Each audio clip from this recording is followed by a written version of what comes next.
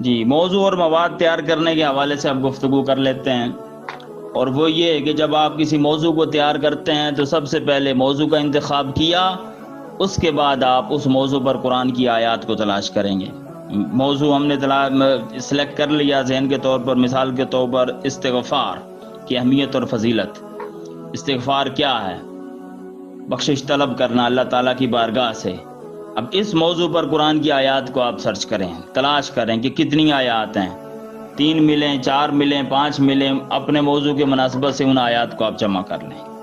اس لیے کہ قرآن پاک اللہ تعالیٰ کی ایسی کتاب ہے کہ ہر موضوع پر قرآن پاک کی آیت یا تو اشارتاً وہاں دلالت کرتی ہے یا کنایتاً یا بالکل واضح طور پر قرآن پاک کی آیات اس موضوع اور سبجیکٹ کو، جتنے بھی موضوعات ہیں اس کے اوپر قرآن کی آیات ہمارے پاس موجود ہوتی ہیں۔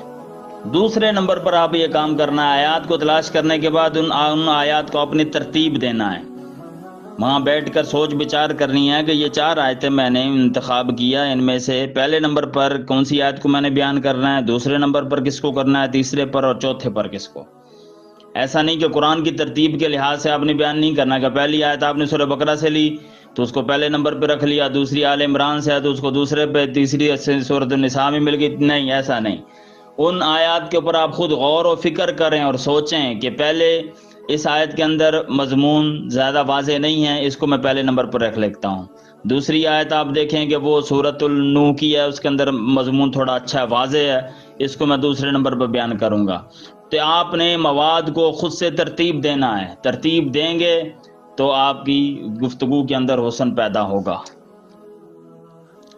جی ترتیب دینے کے بعد تیسرا کام آپ نے ان آیات کی تشریح اور تفسیر کو دیکھنا ہے۔ کسی بھی تفسیر کے اندر کتب تفاسیر موجود ہیں، ان کے اندر آپ نے ان آیات کی وضاحت کو دیکھنا ہے کہ مفسرین کرام نے ان آیات کے تحت کیا کلام کیا ہے، کیا لکھا ہے، ٹھیک ہے، وہاں سے وضاحت لینی ہے اور اس تشریح کو پھر آپ نے بیان کرنا۔ جی تیسرے نمبر پر پھر آپ نے ان آیات کی وضاحت، اسی استغفار کا آپ نے موضوع سلیکٹ کیا، اسی موضوع پر پھر آپ نے قرآن پاک کے بعد احادیث نبوی کی طرف آنا ہے۔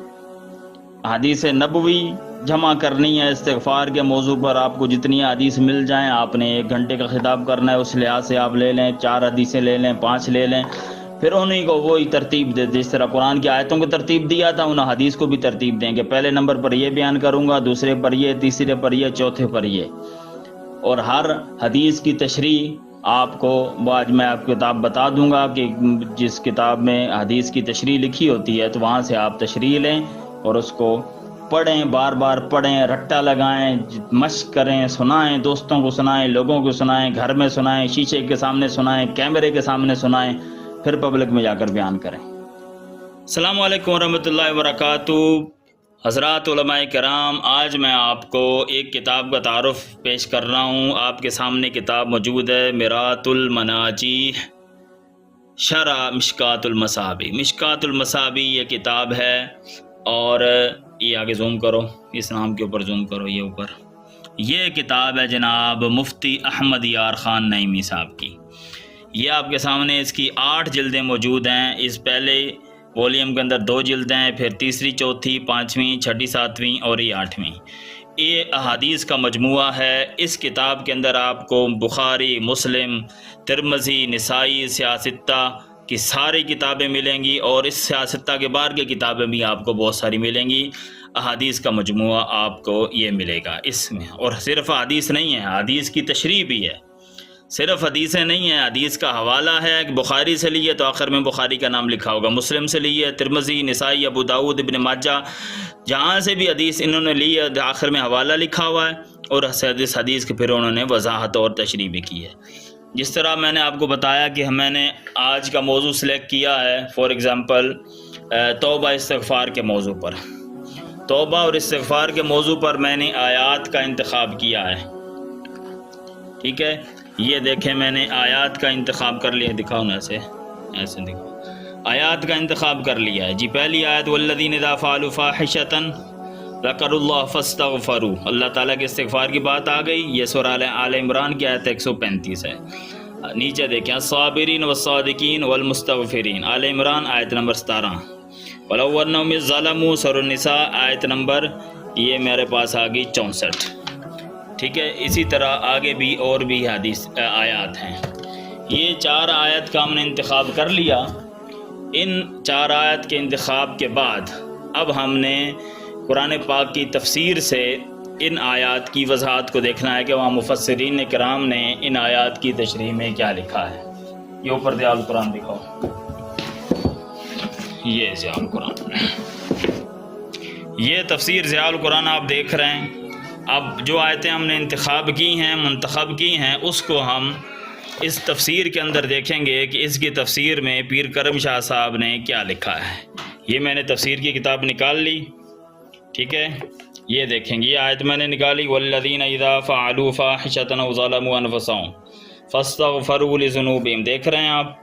اب اس کی ہم نے وضاحت دیکھنی ہے. یہ لکھا ہوا ہے 148 پر آئیں گے. یہ نیچے لکھا ہوا ہے 148. انہوں نے وضاحت لکھی ہے کہ مغفرت 5ویں صفت طلب مغفرت ہے. انسان مجموعہ خطا و نسیان ہے، یعنی اس سے جرم سرزد ہو جائے تو وہ فوراً احساس ندامت آ لیتا ہے، یہ جانتے کہ گناہوں کو. یہ آپ کو وہ یہاں وضاحت مل جائے گی. ابھی حدیث کی طرف آپ نے نہیں آنا، صرف قرآن کی وضاحت کے آیت کی طرف آنا ہے. ٹھیک ہے، دوسری آیت جو ہم نے انتخاب کی وہ یہ ہے، وَلَوْ أَنَّهُمْ ظَلَمُوا أَنفُسَهُمْ جَاءُوكَ فَاسْتَغْفَرُوا اللَّهَ. اس آیت کی وضاحت آپ دیکھ لیں گے کہ یہاں پیر صاحب نے کیا لکھا. میں آپ کو ایک تفسیر کا بتا رہا ہوں، آپ کسی اور دوسری تفسیر میں بھی دیکھ سکتے ہیں، ضروری نہیں کہ آپ ضیاء القرآن سے ہی دیکھیں. ٹھیک ہو گیا. پھر تیسری آیت یہ دیکھیں، سورہ نوح کی آیت ہم نے ایک انتخاب کی ہے. اس میں ارشاد ہے فَقُلْتُ اسْتَغْفِرُوا رَبَّكُمْ إِنَّهُ كَانَ غَفَّارًا. اس کی آیت کی تشریح یہاں دیکھیں کہ پیر صاحب نے کیا لکھا ہے. نکات کو بیان کریں کہ یہ 3 آیتیں بیان کرنے کے بعد قرآن کا ہو گیا. اس کے بعد آپ دوبارہ آ جائیں گے اسی حدیث کی طرف. سمجھیے، یہ 2 تفسیریں بھی آپ اپنے ٹیبل پر رکھ لیں.